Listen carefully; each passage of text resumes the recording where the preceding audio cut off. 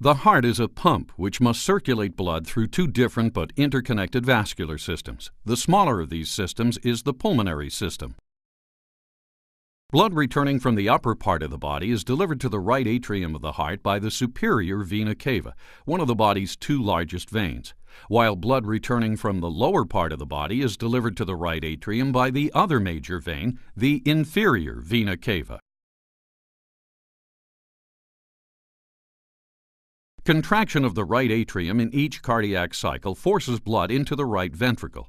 This is followed by contraction of the right ventricle, which pumps blood into the pulmonary artery, sending it on through the blood vessels of the lungs.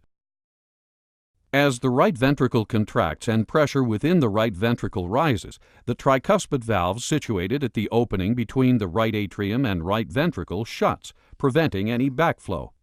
The pressure generated by contraction of the right ventricle soon opens the pulmonary valve and blood enters the circulation of the lungs. After passing through the circulation of the lungs, the blood, having been recharged with oxygen and having rid itself of carbon dioxide, is returned through the pulmonary veins to the left atrium. The left atrium, too, contracts, forwarding blood into the left ventricle in order to fill it before it contracts.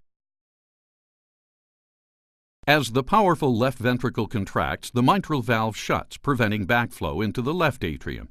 The aortic valve opens and blood is forced into the aorta, which distributes it to the rest of the body apart from the lungs.